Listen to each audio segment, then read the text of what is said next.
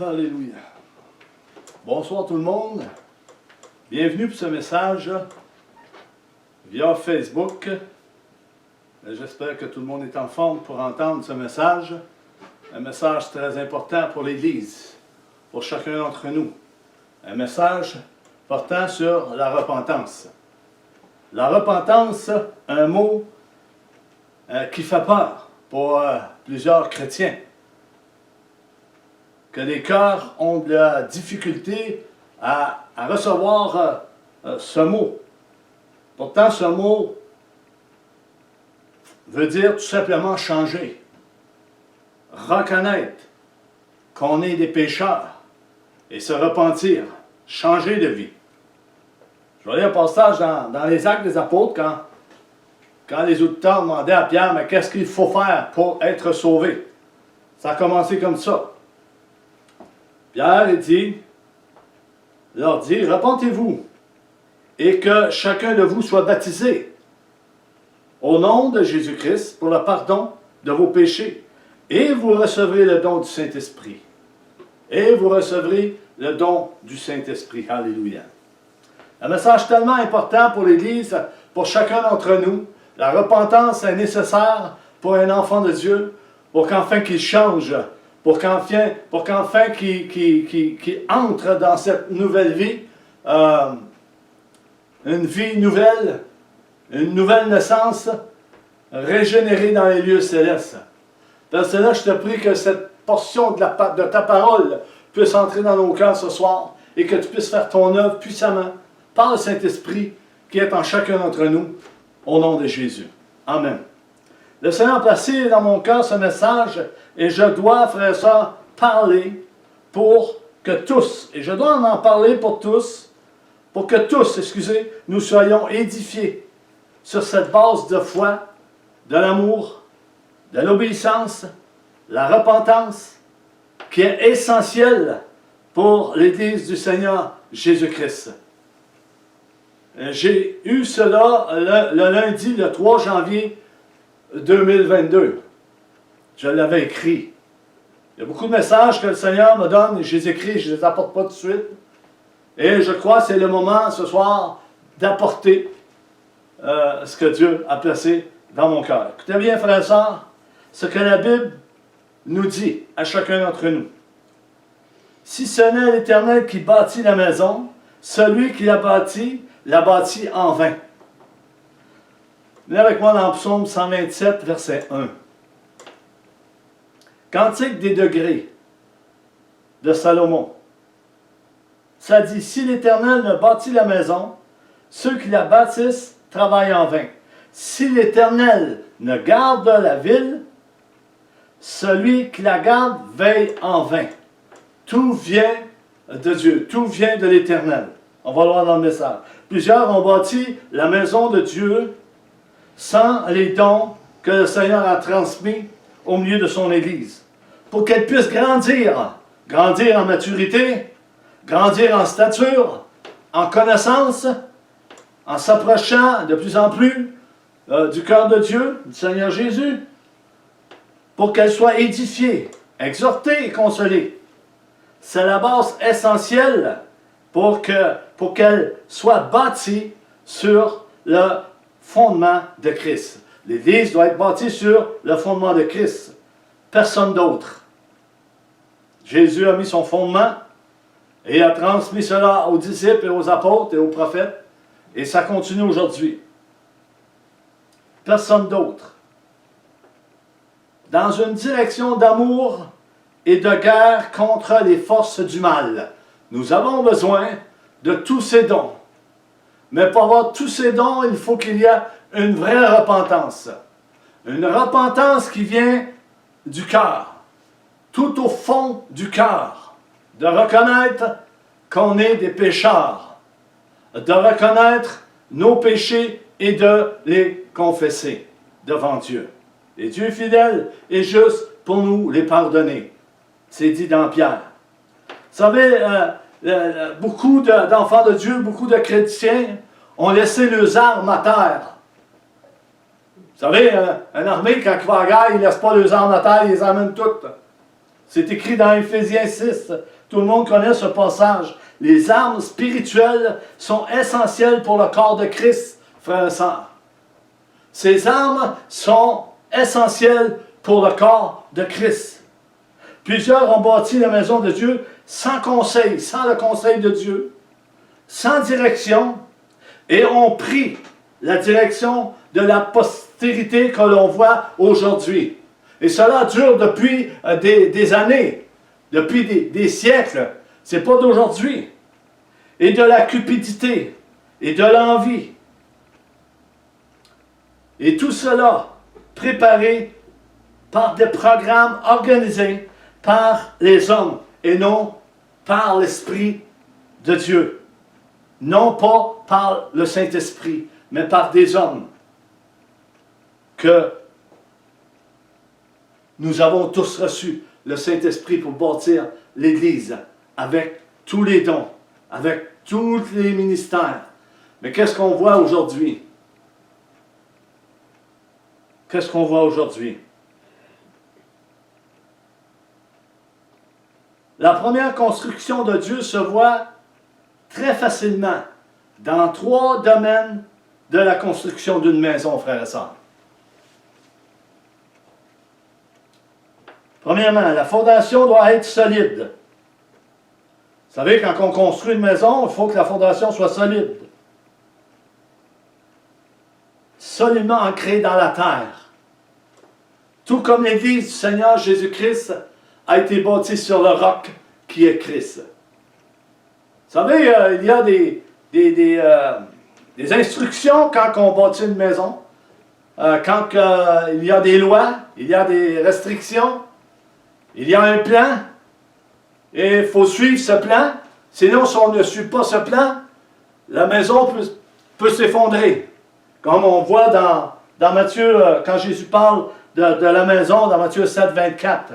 Si la maison est bâtie sur le sable et le fondement n'est pas solide, mais les vents vont venir, le Seigneur dit, il va apporter cette maison. Et cette maison doit être bâtie sur le roc et non sur la prospérité. L'argent, l'or, le foin, le chaume. Elle ne tiendra pas. Il faut qu'elle soit bâtie sur le roc. Deuxièmement, il y a une protection de Dieu sur la ville, là où l'Église se trouve. Là où se trouvent les croyants, il y a une protection de Dieu. Troisièmement, frères et sœurs, il y a une protection et une acquisition de substances qui est présente sans qu'il y ait des actions tout à fait humaines. La présence de Dieu, mais bien surnaturelle, venant d'un Dieu souverain au milieu de l'Église. Pas par une force humaine, mais par la souveraineté de Dieu. Alléluia. Et non par force, ni par puissance humaine, mais par ton esprit, ô éternel Dieu. Nous bâtirons ta maison spirituelle ancrée sur le roc. Alléluia. Dans chacune des protections que Dieu accorde, il y a une intervention souveraine de Dieu, et cela est bien plus important pour qu'il y ait un bon fonctionnement qui nous apportera un avancement spirituel et de bons résultats en ce qui concerne l'Église du Seigneur Jésus-Christ. Nous devons nous appuyer sur la parole de Dieu. Nous devons nous appuyer sur Christ, sur Dieu, sur le Saint-Esprit qui habite en nous. Être obéissant. Comme la base, comme je le disais, un enseignement conforme à ce que Jésus a transmis à ses disciples, apôtres et prophètes. Et conduit par le Saint-Esprit, non conduit par les hommes, non conduit par une dénomination, non construit par des programmes ici et là, mais construit et bâti par le Saint-Esprit, Jésus-Christ, le Père, alléluia, en esprit et en vérité. Et il y aura des résultats surnaturels dans chacune de nos vies, frères et sœurs. Alléluia. Par le Saint-Esprit, qui détient la sagesse de Dieu pour cette construction. Alléluia. Pour cette construction. Bien plus que des efforts tout à fait humains. Oh, il y a des constructions qui sont faites, des bâtiments, ici et là, bâtis par les hommes, sans consulter nécessairement Dieu. On va passer ça comme ça, ça va faire pareil. Dieu est avec nous et on se réjouit de ça. Mais bien souvent, ce sont les conseils humains qui prennent le dessus à cause de la grandeur de ce qui se fait dans certaines assemblées, ici au Québec et ailleurs. De grosses assemblées qui paraît bien, beaucoup de programmes, beaucoup de choses. Mais où est l'Esprit de Christ? Où est l'œuvre du Saint-Esprit au milieu de l'Église? Alléluia. Sans l'intervention de Dieu et la construction souveraine de Dieu, tout est vain, mes amis. Tout est vain. Il faut que Dieu soit dans le programme. Il faut que Dieu soit dans le cœur. Il faut que Dieu soit dans les ministères. Il faut que Dieu soit au milieu de son peuple pour les conduire en esprit et en vérité, pour qu'enfin que le monde voit cette lumière briller avec force et puissance et autorité par le Christ qui nous a été révélé dès notre conversion, frères et sœurs. Tout comme le dit le livre d'Ecclésiaste, chapitre 1, versets 12 et 13. Venez avec moi dans Ecclésiaste, chapitre 1, versets 12 et 13. 12. Moi, Ecclésiaste, j'ai été roi d'Israël à Jérusalem. 13. J'ai appliqué mon cœur à rechercher et à sonder par la sagesse tout ce qui se fait sous les cieux. Il a cherché, Ecclésiaste. C'est là une occupation pénible à laquelle Dieu soumet les fils de l'homme.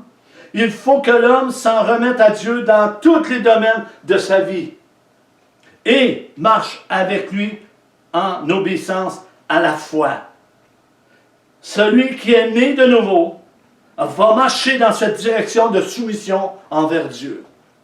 Je répète, celui qui est né de nouveau va marcher en soumission avec la pensée de Christ, avec le cœur du Père, pour accomplir les œuvres que Dieu a préparées d'avance pour chacun d'entre nous, pour sa gloire.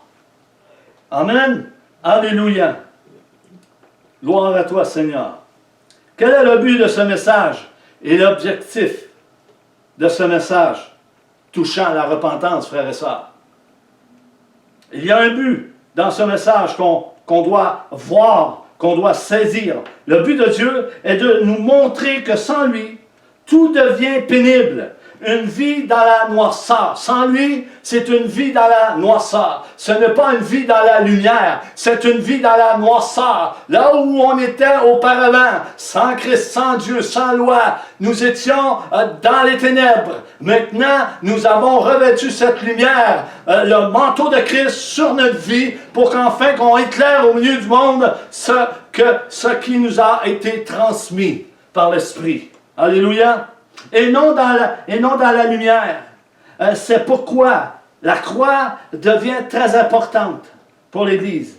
Le sang de Jésus devient important sur chacune de nos vies par cette nouvelle alliance qui a été inaugurée par la crucifixion de Christ et par la résurrection de Christ, pour que chaque pécheur entre dans une autre dimension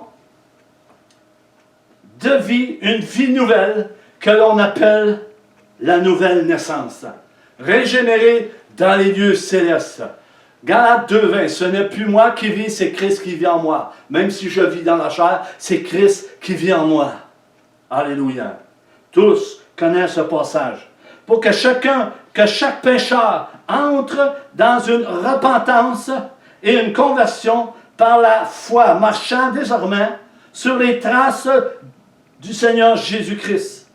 le premier-né d'entre les morts. Jésus, le premier-né d'entre les morts, mort en tant qu'homme, venu comme homme, en os et en chair, apporter la vérité à tous ceux qui croiront en lui, mais né de l'Esprit, en ressuscitant d'entre les morts. Alléluia. Il est le garant de chaque enfant de Dieu. Il est le gage de la rédemption de chaque enfant de Dieu. Jésus habite en nous. Le Saint-Esprit habite en nous. Le Père est en nous. Nous avons tout reçu. Alléluia. Nous devons marcher dans cette direction, frères et sœurs, dans la repentance, le pardon, la réconciliation, l'amour, la fidélité, la miséricorde. Alléluia. C'est pourquoi que Jean le Baptiste a déclaré ceci dans l'évangile de Matthieu 3:8. Et tout le monde connaît ce passage. Jean dit aux scribes et aux pharisiens qui étaient là, produisez donc du fruit digne de la repentance. Digne. Il faut digne de la repentance. Digne des fruits. Digne de ce que Dieu veut nous donner. Digne de ce que nous avons reçu. Une repentance sincère. Une véritable repentance. Avec une bonne conscience que nous avons reçu Jésus-Christ, le Saint-Esprit de Père, dans chacune de nos vies. Pour qu'enfin qu'on fasse les œuvres qu'il a préparées d'avance pour chacun d'entre nous. Mais ça prend la repentance, frères et sœurs. Ça prend une repentance sincère. Alléluia. Il faut qu'il y ait des fruits qui émergent durant la conversion et la repentance. Alléluia. Vous savez pourquoi la louange est difficile et l'adoration est difficile aujourd'hui au milieu des assemblées? Pas beaucoup de repentance, pas beaucoup de prières. On consulte plus Dieu, on consulte les hommes. Et dans la semaine, pas de prière. C'est pour ça que le dimanche matin, la louange ne monte pas. Une intimité avec le roi des rois.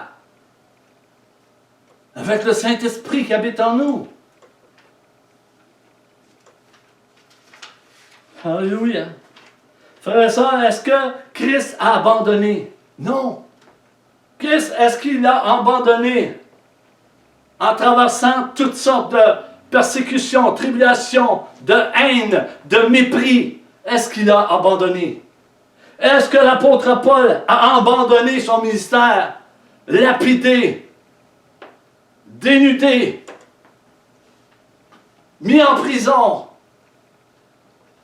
rejeté des hommes comme Christ a été rejeté des hommes, comme les apôtres ont été rejetés des hommes?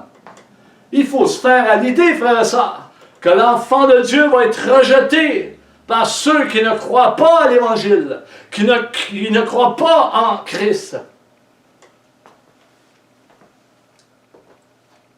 N'abandonnez pas.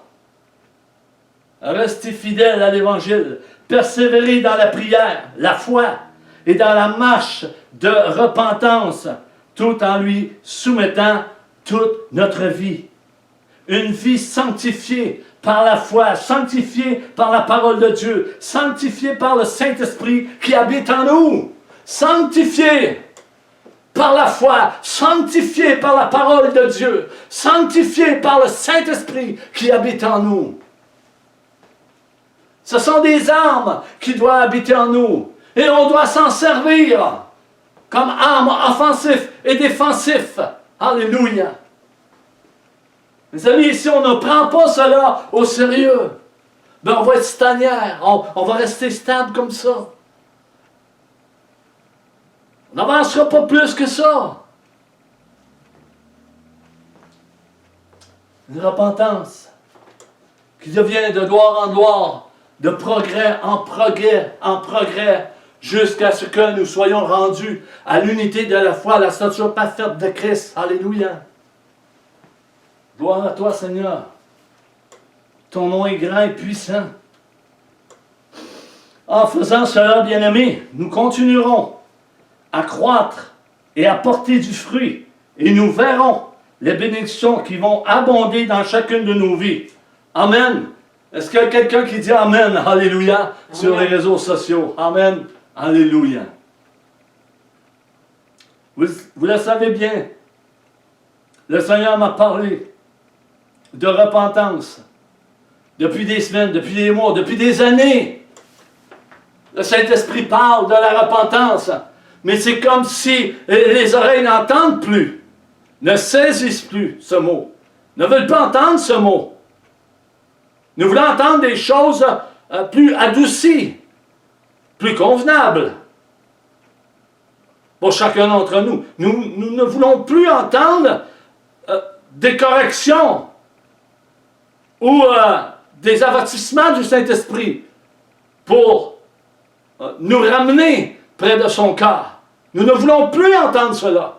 La grosse majorité va entendre des belles choses, des célébrations.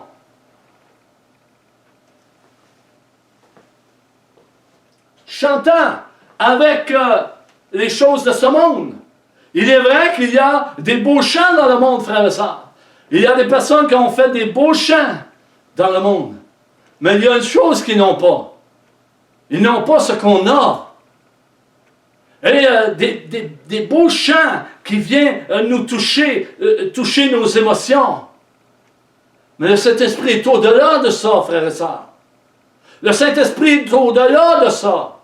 Il nous donne une direction. Il nous donne la vie. Il nous donne la vie éternelle. C'est l'Esprit de Christ qui nous conduit. Le précurseur. Jean-Baptiste de son temps était le précurseur qui criait dans le désert. Je suis la voix qui crie dans le désert, comme Isaïe a dit. Préparez le chemin du Seigneur. Aplanissez ses voies. Il vient le roi. Et aujourd'hui, nous pouvons dire par le Saint-Esprit, aplanissez les voies de l'Éternel, car Jésus revient bientôt. Alléluia. Cherchez une église glorieuse, sans tache, irréprochable, repentante, pardonnante, réconciliante, miséricordieuse,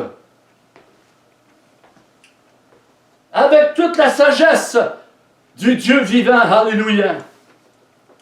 Gloire à toi, Seigneur. Gloire à ton Saint-Nom. Je crois qu'il est très important de comprendre la repentance, comme Jean l'a annoncé à Israël. Et cela nous est parvenu à nous, dans ce siècle-ci, qui a fait une belle confession de foi en Jésus, devant plusieurs personnes, devant l'auditoire, devant l'Église. Qu'on puisse se rappeler de ces moments glorieux, merveilleux. Frères et sœurs, l'objectif de Dieu pour nous est la repentance. Matthieu 3, 7, 8. Pour les temps qui restent, frères et sœurs. Les temps vont débouler de plus en plus, vont accélérer de plus en plus. Et si cela arrive subitement, il va falloir qu'on soit réveillés pour voir ces temps se dérouler devant nous à une telle vitesse qu'il faut qu'on soit allumé, il faut qu'on garde la parole de Dieu, il faut qu'on soit en prière, il faut avoir une bonne conscience de ce que nous avons reçu. Jésus-Christ, le Sauveur, le Messie, le bon berger, l'apôtre. Alléluia. Voici ce que dit Matthieu 3, versets 7, 8. Voici ce que dit Jean-Baptiste. Mais voyant venir à son baptême beaucoup de pharisiens et de sadduciens, il leur dit, écoutez bien, frères et sœurs, tout le monde connaît ce passage. Race de vipères, qui vous a appris à fuir la colère à venir? Parce qu'il y a une colère qui s'en vient. Jean le Baptiste a averti le peuple de Dieu, les Juifs, en leur disant, repentez-vous, réconciliez-vous avec Dieu, mettez-vous en ordre avec Dieu, car le culte que vous faites n'est pas bon, c'est un culte idolâtre. dans la prospérité, dans les changeurs de pigeons d'argent et de bœuf, où Jésus a renversé toutes les tables. Puis Jésus a dit, ma maison sera appelée une maison de prière, mais vous en avez fait une maison de commerce, une maison de voleurs. Est-ce que nous voyons ceci dans les temps de la fin? Est-ce que nous voyons des maisons de prière consacrées, repentant, appliquant la parole de Dieu? Sérieusement, frères et sœurs. Sérieusement. Nous voyons plus un mouvement de la prospérité, de l'idolâtrie, de la philosophie, de la psychologie, du New Age, de la pensée positive. Excusez. Alléluia. Je m'améliore dans mon français. Alléluia. Gloire à Dieu. Alléluia.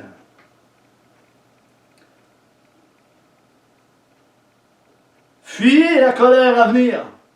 Une colère vient, frères et sœurs. Nous ne sommes pas destinés à cette colère. C'est pourquoi Jean-Baptiste a dit, repentez-vous. Repentez-vous. Et si l'Esprit de Dieu nous dit, repentez-vous, c'est parce qu'il y a de la pratique de péché au milieu de son Église. Repentez-vous. Il y a un abandon de foi qui est là. Il y a l'amour qui se refroidit de plus en plus. Et qu'on appelle cela l'apostasie. C'est sérieux, mes amis. Cela est là. Il y en a qui s'amusent à toutes sortes de choses, toutes sortes de jeux, toutes sortes de programmes, et n'en font aucun cas. Mais ces choses sont présentes au milieu de nous. Est-ce qu'on doit avoir peur de ces choses? Non. On doit veiller. On doit être content même pour que ces choses s'établissent là. Parce que Jésus est proche à la porte, mes amis. C'est ça la réalité. Alors il faut s'approcher, se repentir, s'approcher du cœur de Dieu. Alléluia. Verset 8. Jean connaissait leur cœur et leur acte face à la loi de Dieu. Jean connaissait leur cœur. Jean était prophétique, c'était un prophète. Il connaissait le prophétique, il connaissait le cœur des gens. Il connaissait le judaïsme, il connaissait tout venant des Juifs du temple de ce temps. Il connaissait. Il avait l'esprit prophétique sur lui. Il annonçait la venue de Jésus. Il préparait le chemin. Aujourd'hui, qui prépare le chemin, frères et sœurs? C'est le Saint-Esprit qui prépare le chemin de l'Église. C'est le Saint-Esprit qui prépare le chemin de l'Église. Et croyez-moi, il est en train de le préparer, le chemin de l'Église. Pour ceux qui veulent entendre encore aujourd'hui. Parce que beaucoup n'entendent plus. Ils sont plus axés sur des démonstrations surnaturelles et des choses qui sortent de l'ordinaire, qui sont au lieu de fixer les yeux sur Jésus.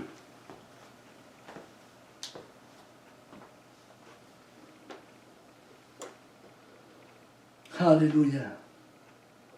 Tout comme Jésus connaissait ceux qui croiraient et ceux qui ne croiraient pas. Est-ce que vous croyez que Jésus ne connaît plus ceux qui croient et ceux qui ne croient pas?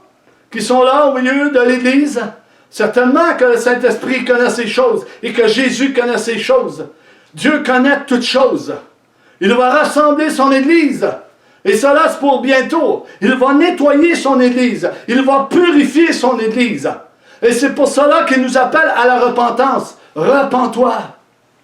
Reconnais ton péché. N'abandonne pas. Il est encore temps de te repentir et de revenir au Seigneur dans toute la plénitude du Saint-Esprit. Alléluia. Gloire à toi, Seigneur. Il y a encore de cette race de vipères dans cette génération, frères et sœurs. Et je n'ai pas peur de le mentionner. Oui, il y a encore de cette race de vipères dans cette génération. marchant dans l'hypocrisie, se disant appartenir à Christ, tout en reniant les œuvres de Christ et sa parole, ne respectant pas la parole de Dieu, n'ayant plus la crainte de Dieu, le respect de Dieu, la crainte de Dieu. Au milieu de l'Église.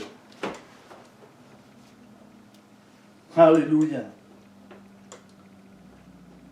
Jean 6, 64, c'est Jésus qui parle. Mais il y en a parmi vous quelques-uns qui ne croient point. Car Jésus savait dès le commencement, c'est bien frère ça, Jésus savait dès le commencement qui étaient ceux qui ne croiraient point et qui était celui qui le livrerait. Jésus connaît toutes choses. C'est pareil aujourd'hui, Dieu n'a pas changé. Il est le même hier et aujourd'hui éternellement. Il n'y a point donc de variation avec Dieu.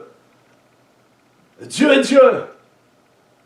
Et nous savons qui le livra. Judas livra Jésus.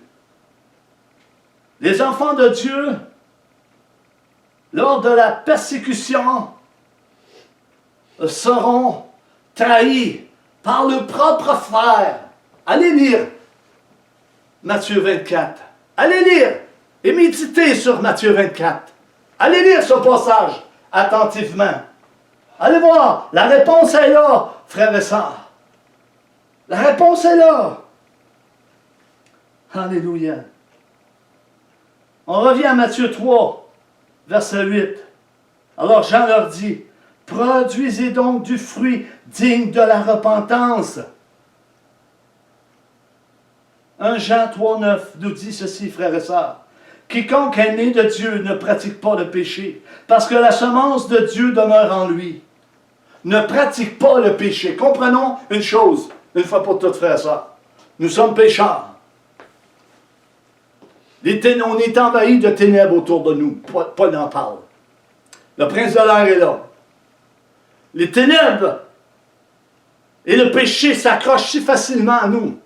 À plus forte raison, il faut que nous soyons en communion avec Dieu et repentants.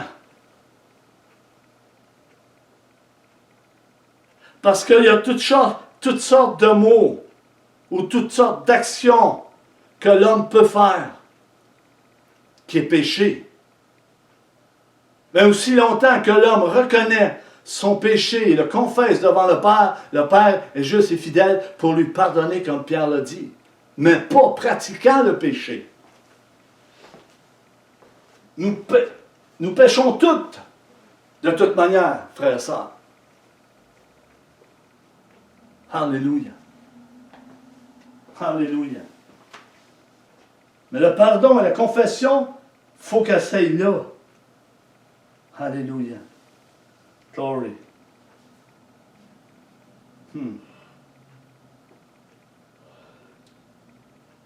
Il ne peut pécher parce qu'il est né de Dieu.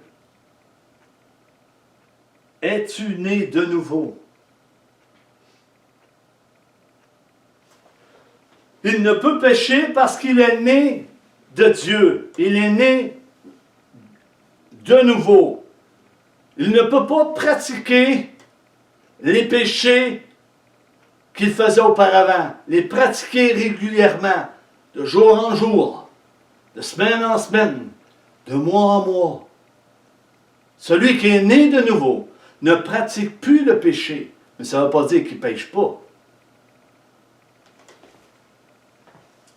Alléluia. Comprenez ce que je veux dire? Pour marcher dans la repentance, il faut que ça soit accompagné de fruits, des œuvres de justice par la foi, la prière, la soumission à la parole de Dieu et le fruit de l'esprit. Pour marcher dans la repentance, il faut avoir le fruit de l'esprit. Frères et sœurs, il y a un fruit qui est nécessaire, qui doit être vu, identifié comme la foi et la repentance. Ces fruits sont incontournables dans les Écritures, dans une marche avec le Seigneur. Et tout cela se produit dans un acte de repentance. Un changement de vie. Je ne vis plus pour moi-même. Un chant que le Saint-Esprit m'a inspiré et que j'ai fait. Je ne vis plus pour moi-même. Je vis pour le roi des rois. Je ne vis plus pour moi-même. Je vis pour le roi des rois. Alléluia. Gloire à ton Saint-Nom, Seigneur. Gloire à ton Saint-Nom. Gloire à toi. Plusieurs ne se soumettent pas à ce que dit la bouche de Dieu. En ce moment, plusieurs ne se soumettent pas à ce que dit la bouche de Dieu. Au lieu de consulter Dieu, ils consultent les hommes et même les non-croyants dans le New Age. La psychologie, la pensée positive. Et ils s'accordent avec eux et renient ce qui dit vraiment la parole de Dieu. Dans plusieurs passages, repentez-vous. L'Esprit de Christ nous dit, repentez-vous. Sans la foi, frères et sœurs, il est impossible de croire en Dieu et de s'approcher de lui. Que dit l'Épître aux Hébreux? Que dit l'Épître aux Hébreux? Un caractère écrit. On pourrait dire que c'est Paul qui a écrit cette épître. Mais ça ne nous dit pas l'auteur. Mais quand moi je le lis, je vois le caractère de Paul, l'apôtre Paul. Hébreux 11:6. Or, sans la foi, il est impossible de lui être agréable. Car il faut que celui qui s'approche de Dieu croit que Dieu existe et qu'il est le rémunérateur de ceux qui le cherchent. Est-ce que nous cherchons réellement l'Éternel, bien-aimé? Est-ce que nous cherchons à entrer dans cette domination, dans cette sphère spirituelle? Est-ce que nous le recherchons?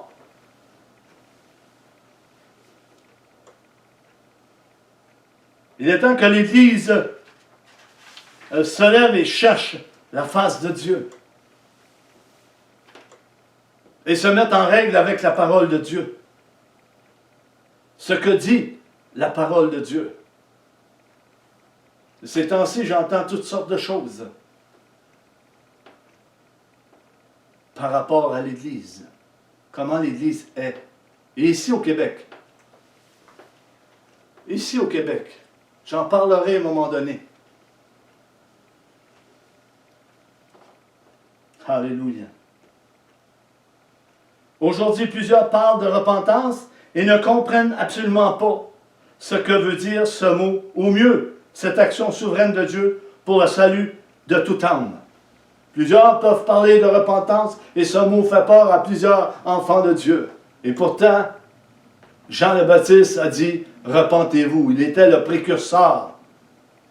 Il donnait une direction, une parole prophétique pour tous ceux qui veulent entendre. Il est important de comprendre ce que c'est la repentance dans la vie chrétienne, frères et sœurs. Cela ne s'est pas produit seulement une fois à la croix. Plusieurs vont dire, « je me suis repenti, je me suis fait baptiser, j'ai suivi le troupeau. » Je crois que plusieurs ont suivi pour suivre. Et non pas une réelle repentance. Ils connaissent le nom de Jésus. Ils connaissent seulement le nom de Jésus. Souvenez-vous de cette histoire de ce frère qui voulait faire comme Paul, chasser les démons, imposer les mains.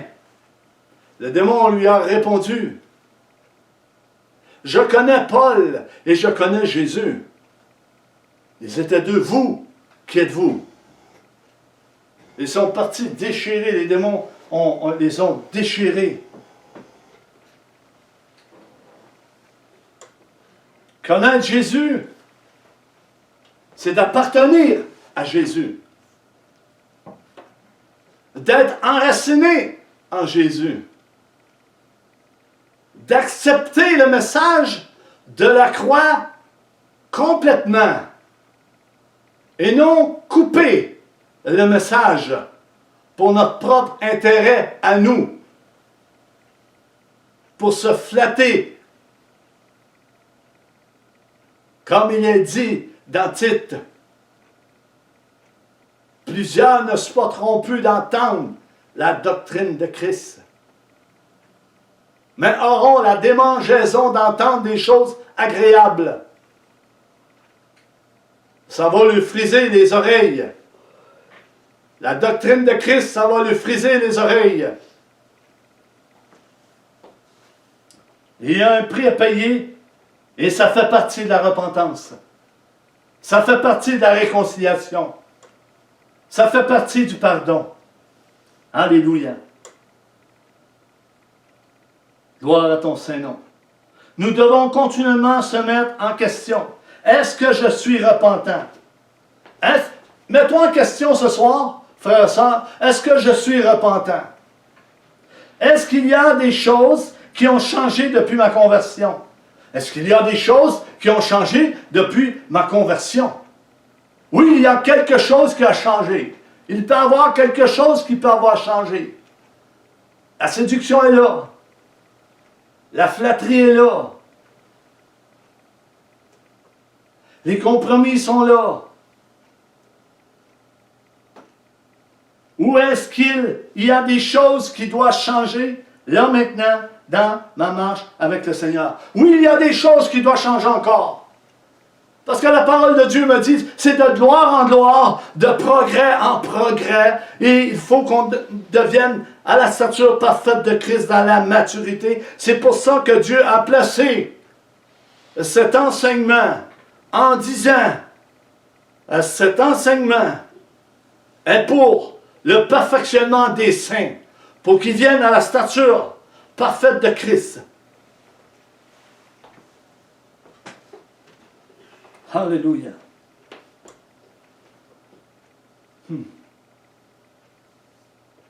Nous devons discerner. Il est important de discerner notre marche spirituelle, là où nous sommes rendus, frères et sœurs. Maintenant, aujourd'hui, là où tous et chacun et chacune feront face à des temps difficiles. Il y a des temps de peur, d'angoisse, qui vient pour certains, et du découragement.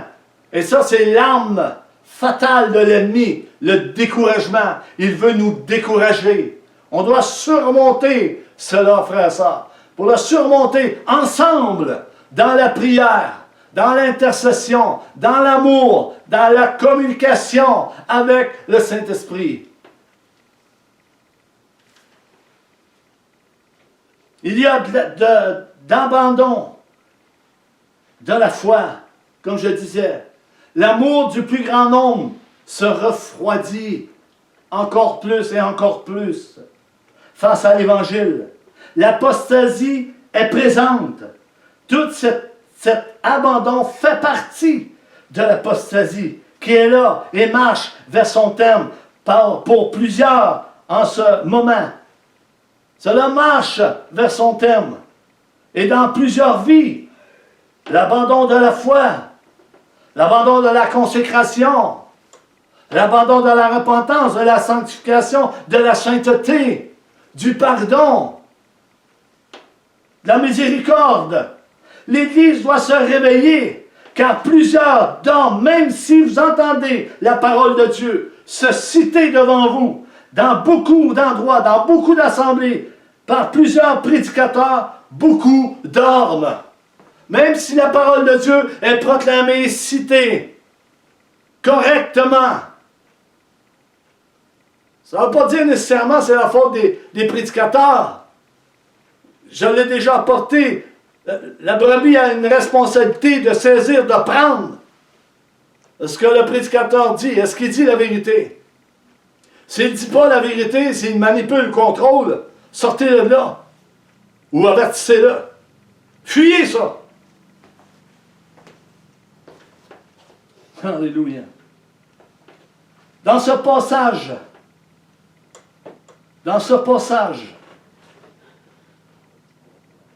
de Jean le Baptiste, il nous parle d'une colère à venir. Il avertissait les gens en ce qui concerne cette colère. Il parlait de la colère de Dieu qui va venir sur tout acte de rébellion qui sont contre la parole de Dieu et son Messie. La marche du croyant, mes amis, doit être toujours de gloire en gloire, de progrès en progrès, de foi en foi, d'amour en amour, avec la parole de Dieu. Paul va citer un passage dans la parole de Dieu, dans les Épîtres, il va dire, « Vous courez bien, qui vous arrêtez? » Et cela ne vient pas de celui qui vous a appelé. Qui nous a appelés? Jésus nous a appelés. Mais l'ennemi a arrêté plusieurs chrétiens. Ils ont été intimidés par certains hommes. Reprends la route. Reprends un nouveau départ. Alléluia. Alléluia.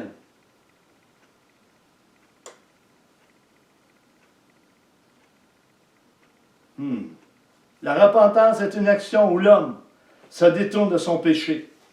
Je répète, la repentance est une action où l'homme se détourne de son péché, ou mieux, du péché, et cela se fait d'une seule façon, par la foi, la grâce de Dieu qui nous empêche de pécher. Plusieurs ont pris la grâce de Dieu pour pouvoir faire ce qu'ils veulent. Là, il y a des chrétiens qui font ce qu'ils veulent. Ils ont été mal enseignés concernant la grâce de Dieu. Ils font ce qu'ils veulent. Oh, on est sa grâce. Il n'y a rien qui peut nous arriver, on est sa grâce. Dieu nous a pardonné. Dieu nous a rachetés. Dieu nous a donné son esprit. Pas de problème. Il n'y a plus de problème. Nous pouvons faire ce qu'on veut. Nous pouvons pécher, nous sommes sa grâce. Sans les confesser, c'est correct. Mais saviez-vous qu'il y en a qui marchent comme ça? Saviez-vous que certains prédicateurs prêchent dans cette direction? Et les faux docteurs dans la parole de Dieu séduisaient beaucoup d'enfants de Dieu? Et les amenaient à croire ce qu'ils entendaient sans vérifier la parole de Dieu? Saviez-vous ça? Cela existe encore aujourd'hui, frères et sœurs. Cela existe encore. Je termine avec ce passage. L'apôtre Paul dira dans son épître aux Romains 6, tout le monde doit connaître ce passage. Lisez-le, méditez-le, écrivez-le quelque part, mettez-le dans votre auto, dans votre portefeuille. La grâce de Dieu, ça parle de la grâce de Dieu. La grâce de Dieu, loin d'autoriser le péché. La grâce délivre de l'empire du péché. Laissez-moi vous dire ceci. Ne vous cachez pas derrière la grâce divine, parce que plusieurs se cachent derrière la grâce divine en disant « Nous pouvons tout faire. Nous sommes des enfants de Dieu rachetés en grand prix. Nous connaissons Jésus. » Mais si tu marches de cette façon, tu ne connais pas Jésus et tu ne connais pas Dieu non plus.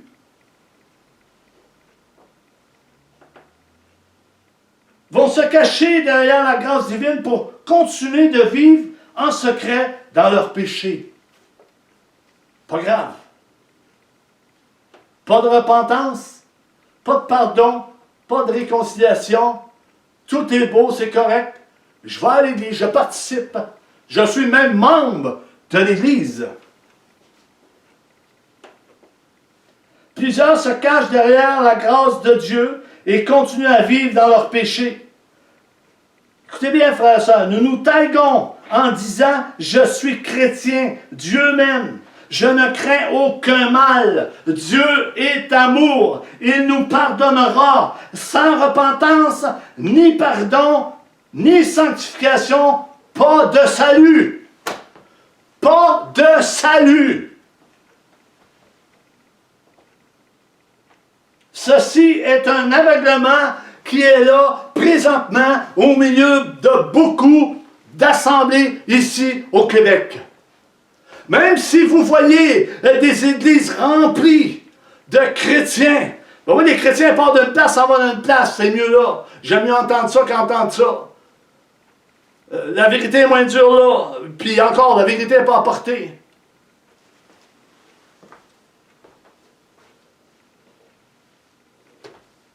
Hébreux 10, 28, 30. Vous pensez que la loi était sévère. Plusieurs pensent que la loi était sévère. Je termine. La grâce l'est davantage. Regardons ensemble ce que dit l'auteur aux Hébreux. Je termine avec ce passage. 10, 28, 30. Hébreux 10, 28, 30. Venez avec moi dans Hébreux 10. Et plusieurs ont rejeté ce passage des Écritures en disant que cela est seulement pour les Hébreux. Les Hébreux, nous autres, on est privilégiés. On est corrects, nous. Non, cela est pour nous aussi. 28. Celui qui a violé la loi de Moïse meurt sans miséricorde sur la déposition de 2 ou de 3 témoins. Ici, il dit, de quel pire châtiment pensez-vous? C'est pas moi qui le dis, c'est les Écritures qui le disent, mes frères et sœurs. Que sera jugé digne celui qui aura foulé aux pieds le Fils de Dieu, qui aura tenu pour profane le sang de l'alliance, par lequel il a été sanctifié, par lequel il a été sanctifié, retenez ceci, et qui aura outragé l'esprit de la grâce, qui aura méprisé l'esprit de la grâce. Pourtant, il a été sanctifié. Qu'on puisse se regarder, frères et sœurs, qu'on puisse se regarder où ce qu'on est dans notre repentance et dans notre marche avec le Seigneur. Alléluia. J'ai terminé. Je vais faire une deuxième partie la semaine prochaine. Et que Dieu puisse vous bénir, Dieu puisse vous rencontrer du plus profond de votre cœur, qu'il puisse venir vous saisir et vous montrer qu'il est bon, qu'il est Dieu, qu'il corrige, qu'il châtie, qu'il ramène tous ceux qui le craignent, tous ceux qui croient en lui. Soyez bénis et que le Saint-Esprit puisse vous envahir de la tête aux pieds dans le nom puissant de Jésus-Christ. Je vous aime et je vous dis à la semaine prochaine.